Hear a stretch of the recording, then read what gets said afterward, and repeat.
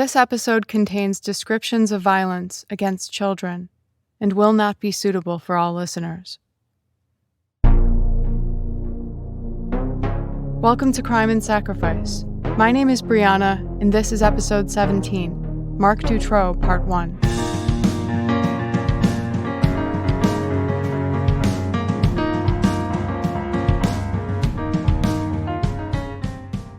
Belgium is a Western European nation that is bordered by the Netherlands, Germany, and France. With a complex history and political system, the country has been no stranger to conflict over the centuries. Conquered by foreign empires in its early years, invaded by the Germans in both world wars, and devastated particularly during World War II. A founding member of the North Atlantic Treaty Organization, or NATO, Belgium has enjoyed relative peace since then, especially after relinquishing colonial control of the now Democratic Republic of the Congo around 1960. But in the 1990s, the case of one notorious killer would rock the foundation of the entire nation and lead to rampant speculation about Belgium and its police and judicial systems, with many claiming that there was, at best, broad incompetence, and at worst, a full-fledged cover-up involving human trafficking and child abuse, with ties to those in the highest levels of power in the country. This case has led to a great level of public mistrust in institutions within the country that remains unresolved to this day. Distrust of these institutions was not new in the country. There has been a feeling for many decades that there's a divide of the often wealthier, Dutch-speaking Belgians living mainly in the Flanders region of the country, and the often poorer, French-speaking citizens centered mainly in Wallonia, a perception that certain agencies and protections exist for the already powerful echelons of society. The Belgian legal and police systems operate somewhat differently than those in the U.S., most notably in the fact that presiding judges over cases often have a responsibility to take part in the investigation themselves. Presumably, their role is to find out what the truth of the case is and to make sure that justice is served, which means, in practice, taking part in and helping to coordinate investigative efforts, even before any case goes to trial. There are also three main police agencies in Belgium: the judicial, the state, and the local. It's worth noting that, like in the U.S., several of the agencies may work together to investigate certain crimes, definitely the more serious or notorious cases, or cases that span multiple jurisdictions, which can sometimes lead to conflict, as agencies do not always work harmoniously together. Given the class and cultural differences in the country, for years there had been a perception that police corruption and preferential treatment was given to those in power in society, and there were certainly instances where this belief was founded in reality. It was into this environment that a case about a serial rapist and murderer named Marc Dutroux, the protections he may have received over the years, plus his claims upon capture that he was part of a wider ring of powerful people that he was paid to traffic women and children for, would break open, causing mistrust of public institutions to come to a fever pitch. Normally, I save my thoughts on these cases until the end of the episode or series, but I will just say a couple of quick things before we get into this one. I'm always very skeptical of conspiracy theories, especially those that seem far-fetched or involve a lot of people, as obviously that would be harder to keep quiet.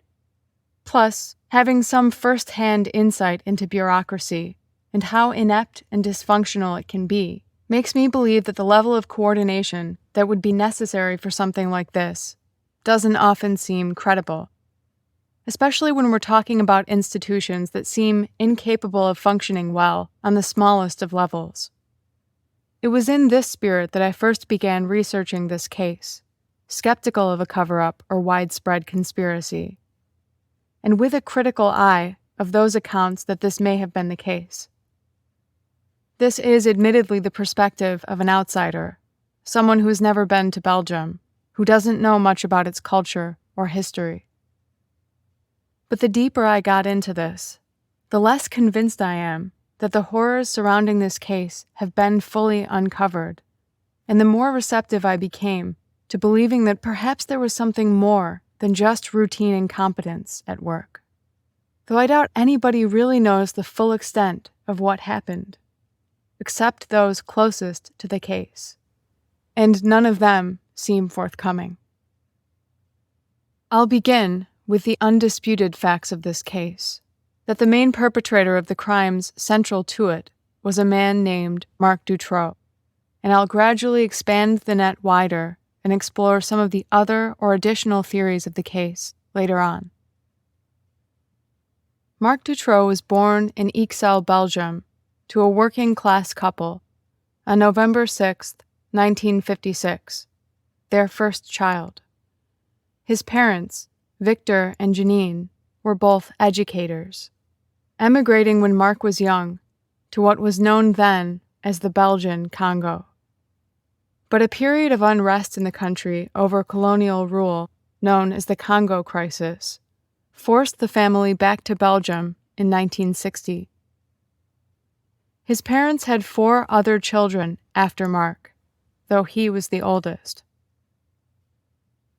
By all accounts, it was an unhappy household in childhood for Dutroux. His mother outspoken and controlling, his father aggressive, often upset, and sometimes reportedly physically abusive to his kids. Dutroux claimed in later years that both parents abused them.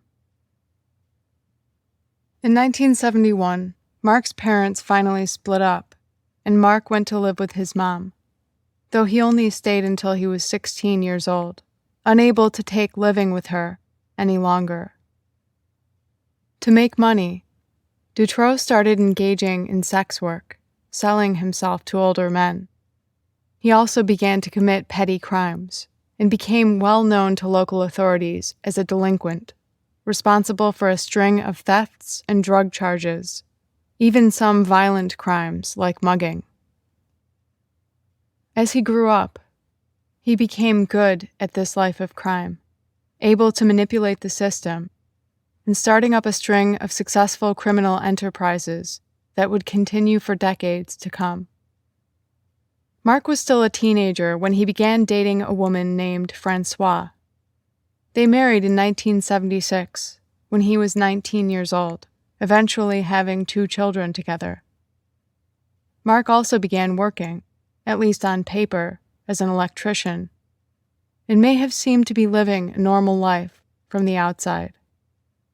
But Marc's criminal endeavors didn't slow down at all, despite his growing family, and there were reports that Marc also began to work on the other side of the sex trade, finding ways to groom and pimp women.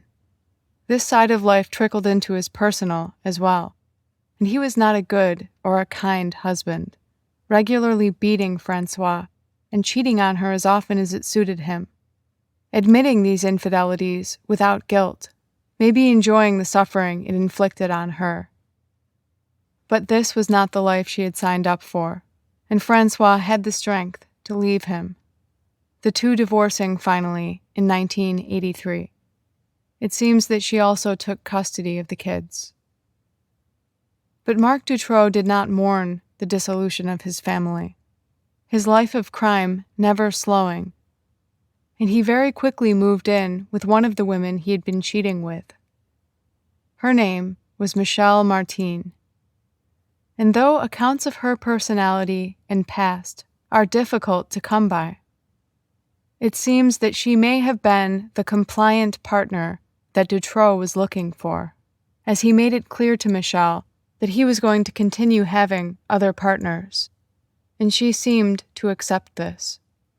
She also accepted Dutroux's criminal activities, living off the proceeds of her husband's life of crime, while working herself as a school teacher, a shocking disconnect between the 2 lifestyles.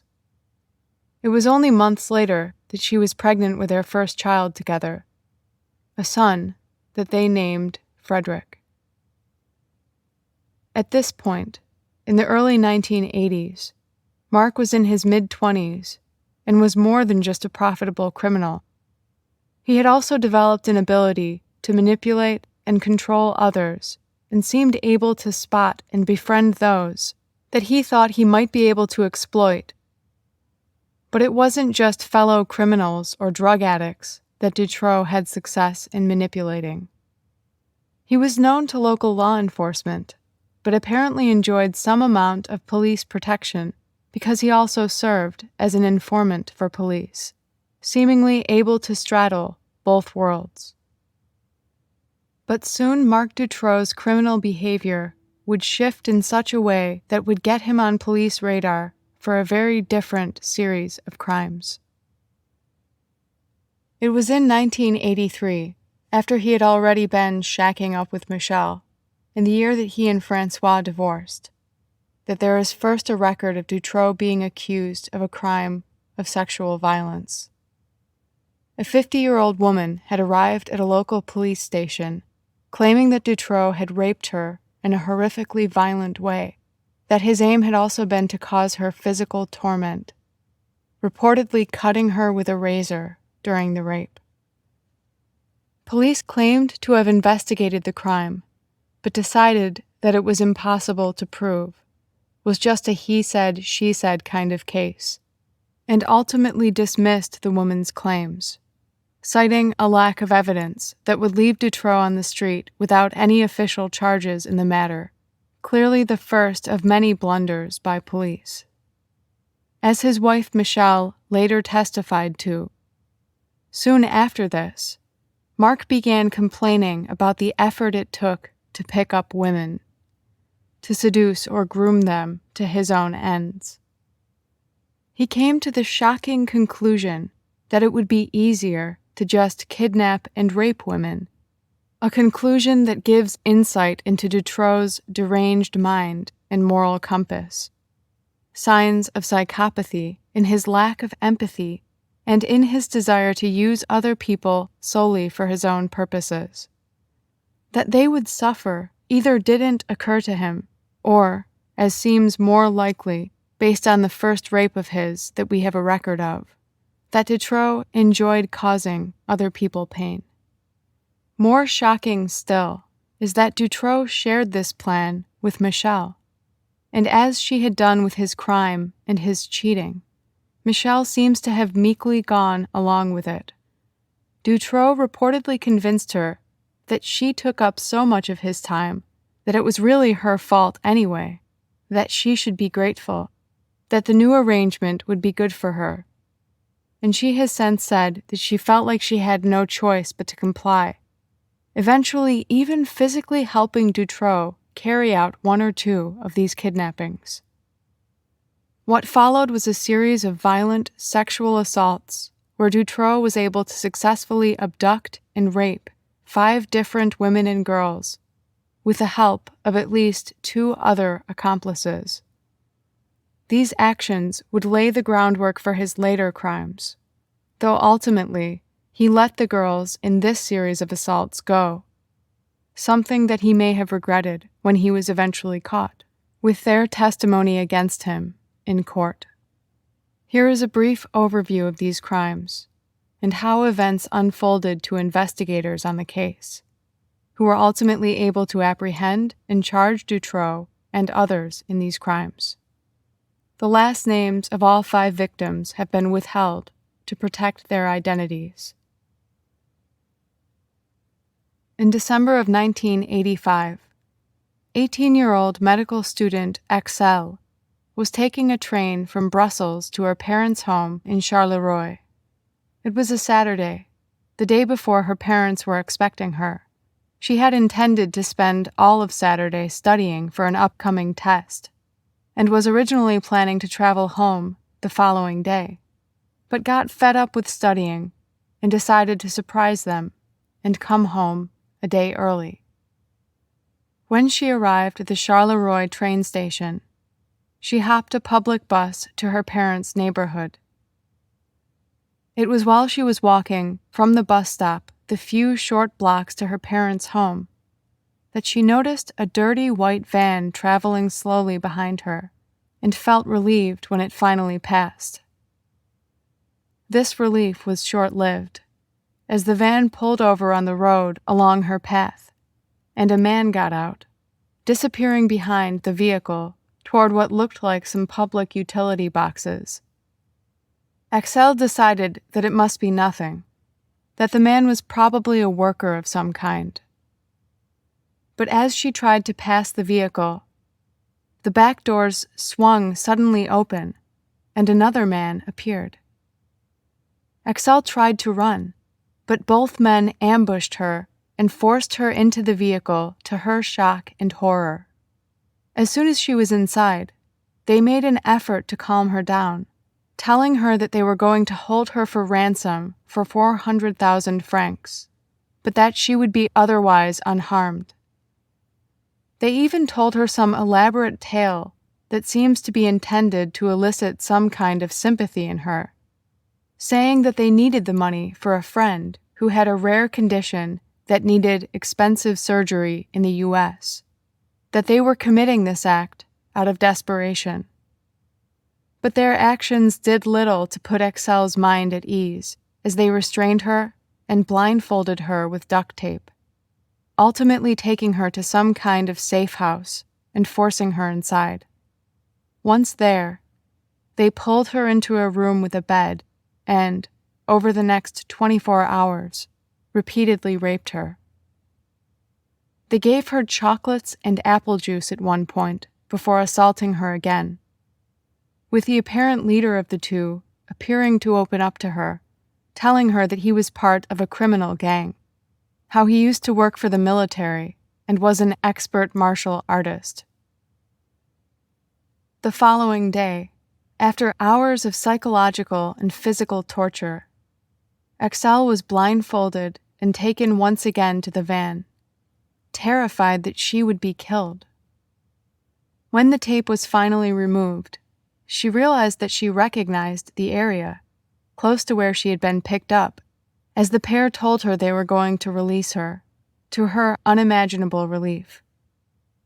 They stole a bag from her, and some 3,000 francs in the process, but took nothing more. They let her go, and her ordeal was over.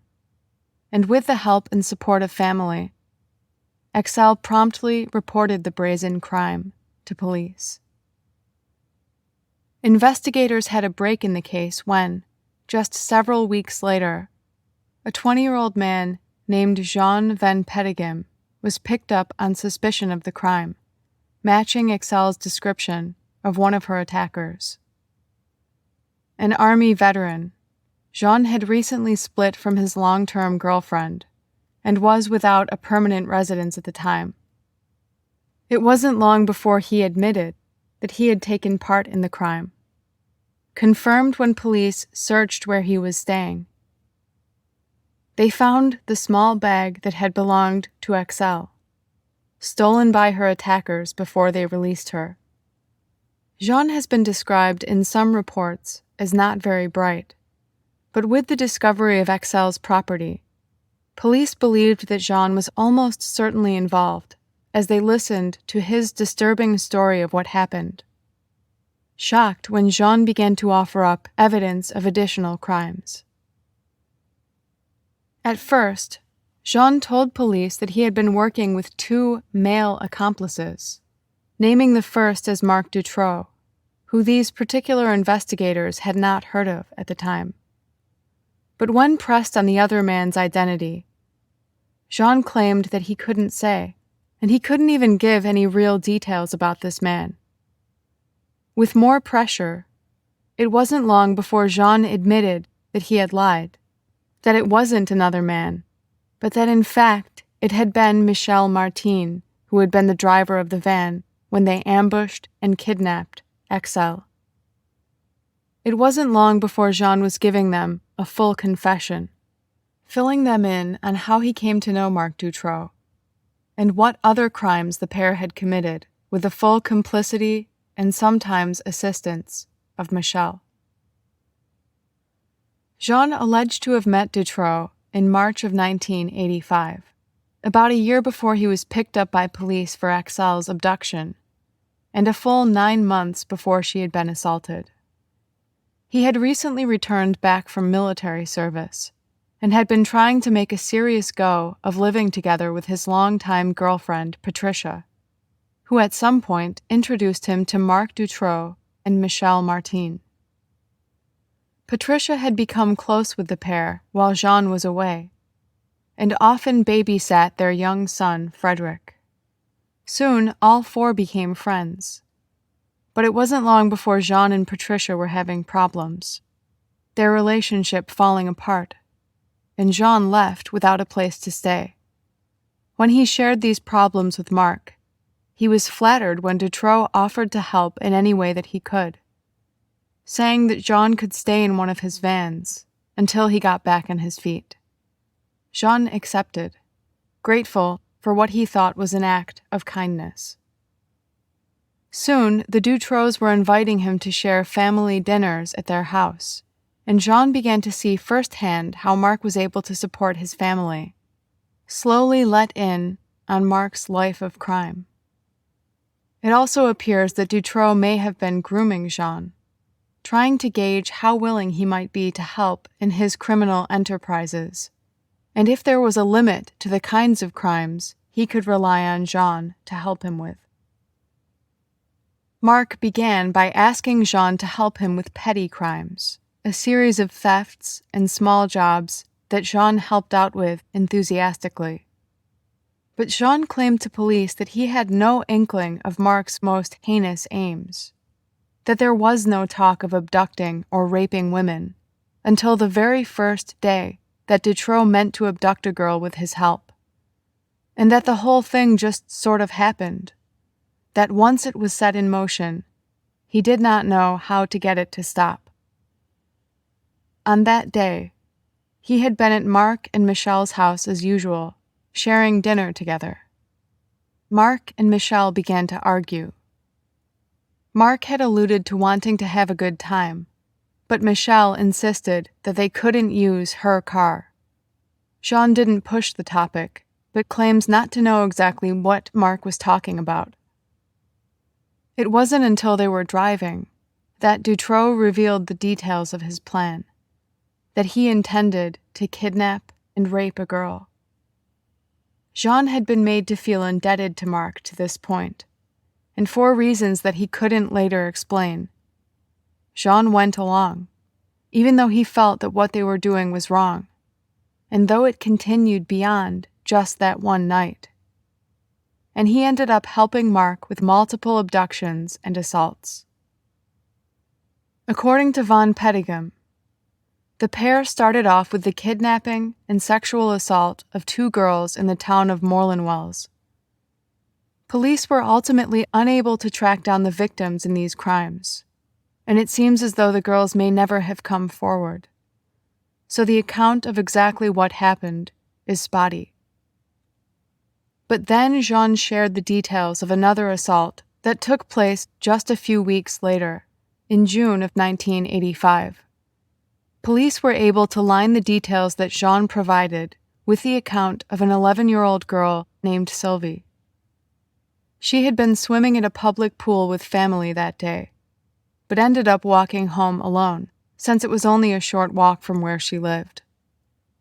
According to Jean, and corroborated by her account, a van pulled up alongside her, and Jean pulled the girl into the vehicle by the waist. He and Marc Dutroux restrained her with tape, also placing duct tape over her mouth and eyes, a pattern that they would repeat with many of these cases. Jean claimed that they then drove to a garage, where Dutroux raped her and took pictures of the assault. In another example of Dutroux's deception and his aims at manipulating and confusing victims, he had instructed Jean to try to speak with an American accent, both disguising their voices, as Dutroux told the girl that he was taking pictures for some American magazine. Van Peteghem told police that he felt this crime was especially wrong, given the girl's young age, and that he didn't touch the girl himself, that he disagreed aloud with Dutroux's actions.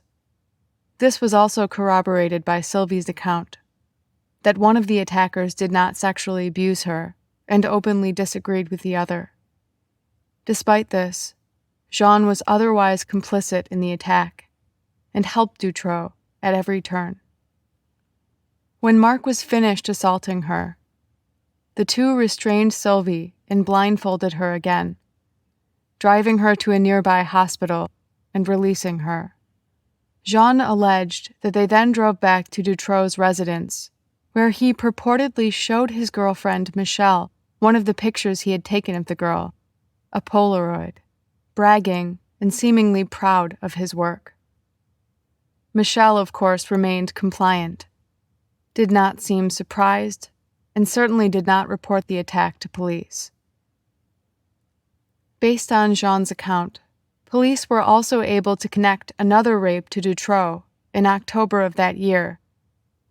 This time, the assault was of a 19-year-old named Marie, out shopping in her village when Dutroux used similar tactics to abduct her. Marie reported that, on a somewhat secluded street, she saw a white van parked with a man standing nearby. He appeared to be urinating on a wall. She tried not to look as she walked past, and didn't realize until it was too late that the man was faking it, waiting for her to approach before he quickly grabbed her by the throat and pushed her inside the vehicle, another man waiting inside. They taped her eyes shut and took her to a property where both men repeatedly assaulted her. But Jean van Petegem swore to police that he had not taken part in this crime, that Dutroux had simply told him the details afterward, bragging about it. Jean claimed that he, instead, was working abroad at the time as a truck driver, which was confirmed by the workplace and another driver that was working with him on that job. This led to the disturbing revelation that Dutroux likely had at least one other male accomplice that he had committed these crimes with. Based on Marie's description, it was an older man, balding and in his 50s. Police struggled to identify who this second man could be, and Dutroux and Michelle were far from cooperative. They never did catch or arrest whoever it was. Jean van Petegem also told police about a fourth assault, another that he had actively taken part in, just 4 days after Axel was assaulted.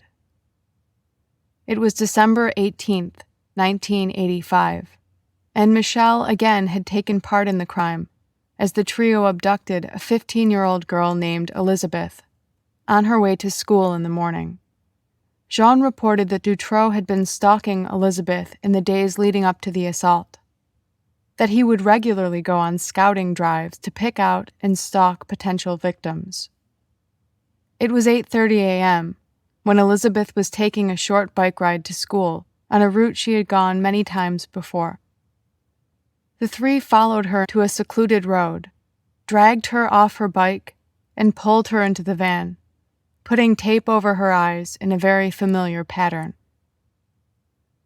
They took her to a house where Dutroux raped, filmed, and photographed her. This time, his lie was that she had been kidnapped and assaulted as revenge against her father. Again, Jean claimed not to have participated in the assault, that it was solely Dutroux. They then took her back and dropped her off near where they had kidnapped her. Jean shared with investigators a final rape that they were able to corroborate, one that had taken place months before he had even met Marc, while he was still in the army. Again, it was because of Dutroux's bragging that Jean van Petegem knew about the assault. This time, Dutroux had abducted and assaulted 18-year-old Catherine, who had later come forward to police. It was essentially the same MO as the other crimes, and Catherine also reported that Dutroux was helped by another man, perhaps the same man as with Marie's assault. During the time that she was kidnapped, Catherine was blindfolded with tape, raped, and photographed by only one of the two. the assault taking place inside of the white van. She was also given candy and an apple, Marc speaking with her throughout, telling her that she should never marry, since this is what it would feel like. Eventually, they released her, and Catherine went on to report her ordeal to authorities. Each of these attacks is almost exactly alike in terms of Marc Dutroux's tactics, the doubt and confusion he tried to sow, in addition to satiating his sick lust. And it seems clear that no matter who else was helping him at the time, that Marc was the ringleader, the one picking out the girls, and the main one assaulting them. With Jean's stunning confessions, police picked up both Marc Dutroux and Michel Martin, arresting them for all 5 proven assaults in 1986. The Belgian court system did not move particularly quickly in this case, and it wasn't until 1989 that it went to trial. Michel Martin and Marc Dutroux were incarcerated during the lead-up to the trial, and despite her time to reflect away from Marc, they decided to get married while they were both still locked up. In the end, and in part due to the testimony of their victims, Marc and Michel were convicted of the crimes. But despite the horror of them, and the fact that Marc Dutroux was without remorse and was an obvious serial offender, Marc was only sentenced to 13 years in prison. Michel was given 5 years. But it was something, a conviction that provided an official record of their crimes, and at least some sort of reprieve or comfort for their victims, though this comfort was short-lived. There is legislation in Belgium called the Lejeune Law, which allows even violent offenders to be released from prison after serving at minimum 1/3 of their sentence, as long as they have good behavior while locked up. Under this law, Michel Martin was released after only months in prison. Dutroux found himself facing the parole board in 1992. Without any major infractions on his prison record, he too was eligible for release, provided the board determined he was no longer a threat to society. Before making their decision, the board received a letter from Dutroux's own mother warning of the danger that her son posed. But despite this, and despite the fact that sexual predators are likely to reoffend, the Board of 6 voted to release Marc Dutroux by majority vote, 4-2. One of the presiding ministers of his release wrote, "Follow very closely," on Dutroux's record. Marc was instructed to go to therapy upon release, and then that was it. Dutroux was once again unleashed back into Belgium society, despite his horrific record of repeated sexual offenses against women and children. He had only served in total about 6 years in prison, the time he had spent in jail before the trial counting toward his total time served. This was roughly half of his original sentence of 13 years. Marc Dutroux began to see a psychiatrist soon after his release, as had been ordered by the parole board, though Marc was able to turn even this to his advantage. Another example of the manipulations that he was capable of, that he could con even a professional trained to analyze human behavior. Marc somehow convinced the psychiatrist that he was disabled, not able to work as an electrician any longer, which allowed him to apply for government unemployment benefits, even as he quickly slipped back into his life of crime. And he had no physical injuries or limitations that would explain this diagnosis. Dutroux was also able to convince his doctor to prescribe him sedatives, drugs that he ultimately used in the commission of future crimes. And it seems clear that Marc Dutroux was not watched closely, as the parole board had bureaucratically instructed, before passing their charge off as somebody else's problem. Instead, he picked up right where he left off, continuing to commit a vast array of crimes, ranging from theft and drug dealing to fraud. By the mid-1990s, and with his unemployment checks continuing to roll in, Dutroux had amassed a small fortune, with a total of 7 houses to his name and a fleet of vehicles. Even just a basic follow-up on Dutroux should have exposed this fraud, and perhaps would have exposed a myriad of other crimes as well. But with his ability to get away with so much, Marc seemed to grow even bolder, building out his criminal network, always looking for ways he could continue to manipulate the system and those around him. His actions did garner the attention of some police agencies, and several began to investigate Marc Dutroux for a series of unrelated crimes, though these agencies failed to communicate or share information on Dutroux and their suspicions with one another. Marc and Michelle eventually had 2 other children together, and Dutroux began working with several accomplices, including a drifter and heroin addict named Michel Lelièvre, who, like Jean van Petegem, Marc helped with the expectation that Michel would help him commit several crimes, another person that Marc Dutroux could manipulate. Though few in Belgium had ever heard of Marc Dutroux at this time, it wasn't long before that would change in the worst imaginable way.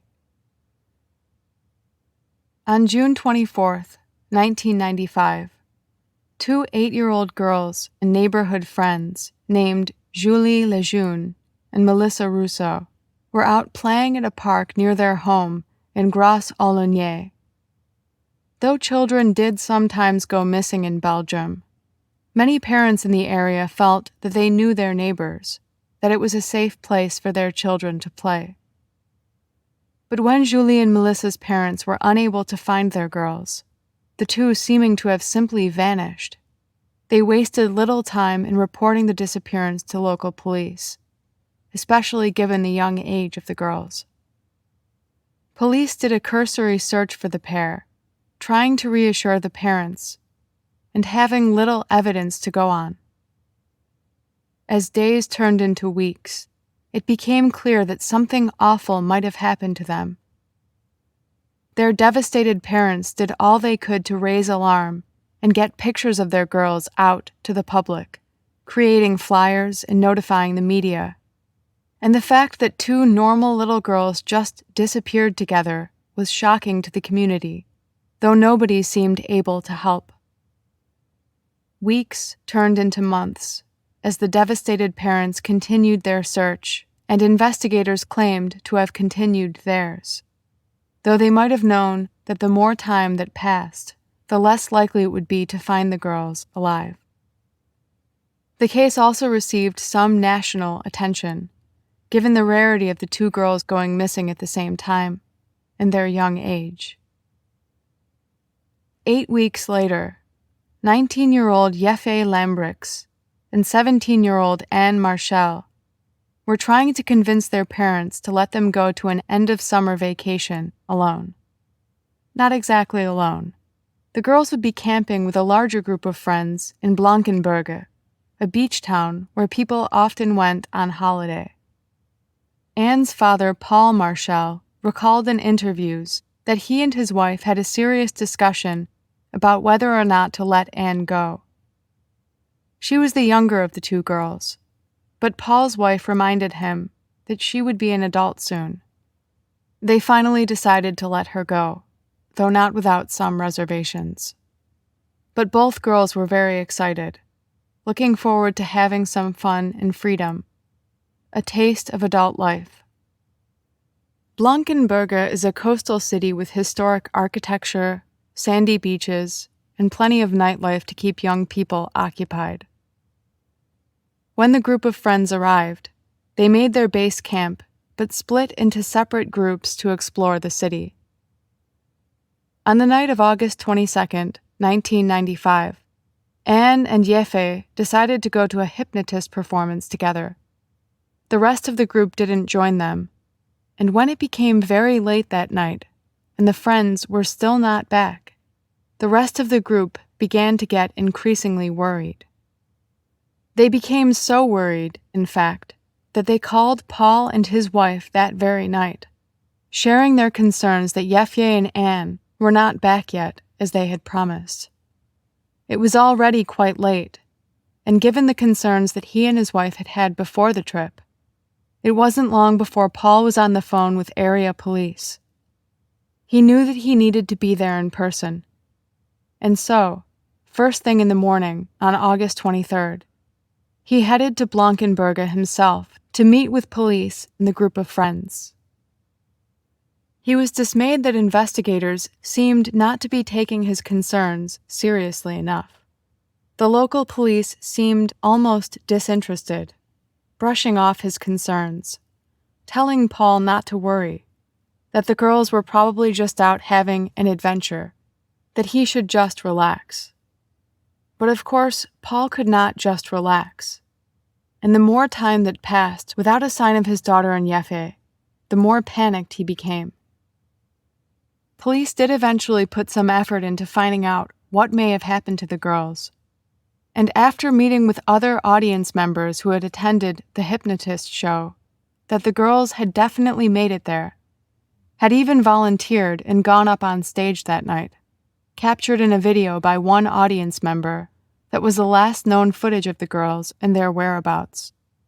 After that, the trail seemed to go cold. Or, maybe better put, there simply was no trail at all. As days passed, Paul eventually had to return home, but would not stop his effort to raise awareness about the disappearance of the two girls, still feeling that police were not doing enough. He and his wife made and distributed missing persons posters, trying to get the word out however they could, and trying not to lose hope as the days passed. The summer gave way to fall, which slipped into winter, and by February of 1996, holding out that hope that they might still be alive was impossible, and Paul realized that they were now probably looking for his daughter's body, if they ever found any trace of her at all. This case, too, was picked up by some fairly large news outlets, many thinking that it was awful that another two girls had gone missing that year. Given the differences in age between the pairs of girls, and the very different circumstances surrounding their disappearances, the fact that Blankenberge was 100 miles away from Gros-Olonier, where Julie and Melissa had last been seen, nobody seemed to even consider that the two cases might somehow be related. Then, in the spring of 1996, the disappearance of two other young girls and the public anger that so many children had gone missing would force authorities to at least set up a task force to investigate the suspected abductions, christened the Missing Persons Unit, to dedicate resources and time to solving these cases, which seemed to be piling up without any progress or leads, though a connection between the cases was still not made at that time. The first abduction took place in the town of Caen, an area that was over an hour's drive from Blankenberge. It was late May, and was just an ordinary school day for 12-year-old Sabine Dardenne. Sabine was on her way to school by bicycle the last time her family saw her. She never made it, police eventually finding her bike abandoned on a secluded stretch of road that would have been along her usual route. Other than that, there was no trace of the girl, her parents left to grapple with the darkest thoughts of what may have happened to her. As with the other girls that had disappeared the summer before, weeks passed without any leads or breaks in the case, and her family gradually began to lose hope that Sabine might be found alive. It wasn't until August that the next little girl would seemingly vanish on a normal day in her small and sleepy village of Bertry. 14-year-old Laetitia Delay had been visiting a local swimming pool and was walking home alone afterward. She never made it back, her frantic family eventually alerting local authorities, the case quickly getting on the radar of the Missing Persons Unit. Albert Prime was one investigator in the new unit who found himself frustrated by the many cases, the constant dead ends, and the lack of evidence in the disappearances of many of the girls. The team had, to this point, still been unable to find a single suspect for the crimes, though they still did not consider the cases connected, since they involved a vast range of girls from so many different ages from all over the country. But the team did feel an enormous amount of public pressure to get results. And finally, the team began to make some progress with their most recent case, the disappearance of Letitia DeLay. She had last been seen in her small town where everybody knew everybody else, which worked to their benefit as they began to question neighbors to see if anybody had seen anything. Many neighbors had seen a suspicious white van driving slowly through the area where Letitia had disappeared. Noticeable because nobody knew who owned it. They had never seen it before. One of the witnesses had found the vehicle so suspicious, driving slowly and erratically, that he had made a point to try to remember the license plate number.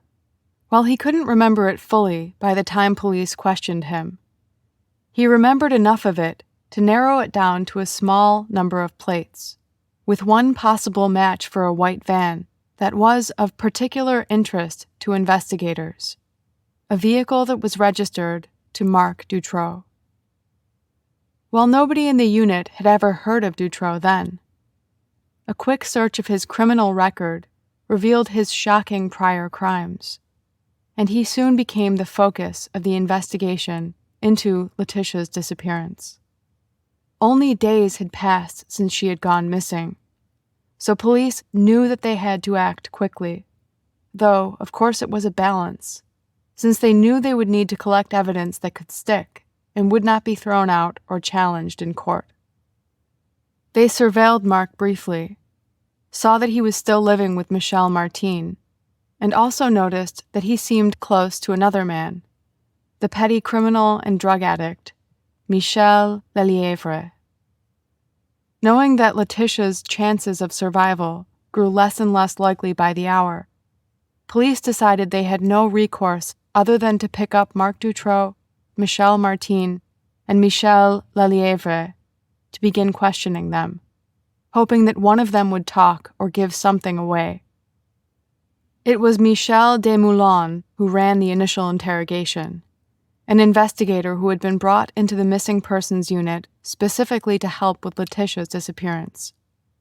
When he first sat down with Marc Dutroux, it had been 6 days since she was last seen. But despite his efforts, Dutroux would not talk or give anything away, evasive and uncooperative. Investigators hoped that they would fare better with wife Michelle and accomplice Michel. To their surprise, it didn't take long for the latter of the two to begin talking. He admitted to police that yes, he had helped Marc Dutroux abduct Letitia in his white van, that he had been driving. With this revelation, it wasn't long before Michel Martin also confessed, though she tried to distance herself from the crime, saying that it was her husband's doing. And yet, both said that they did not know what had happened to Letitia, if she was still alive, saying that Marc Dutroux had taken her for his own ends. Bolstered by his accomplices turning on him, police began another interrogation with Dutroux with a very different feeling. Michel Desmoulins let Dutroux know that his wife and friend had turned on him, and that they knew he was responsible for Letitia's disappearance. With that, Marc Dutroux seemed to understand the position he was in. His tone changed, and Dutroux began talking, admitting that he was guilty not only of abducting Letitia, but he also nodded to a poster behind interrogator Desmoulins, a missing persons poster for Sabine Dardenne. Dutroux told him evenly, without any emotion in his voice, that Letitia and Sabine were together and that they were alive. And that is where we'll stop for this week. Tune in for part 2 of the Marc Dutroux series next week. As always, if you get a chance to rate and review the show, it helps us out. You can find our resources, some photos, and additional notes, along with a transcript for this episode at our website at crimeandsacrifice.com.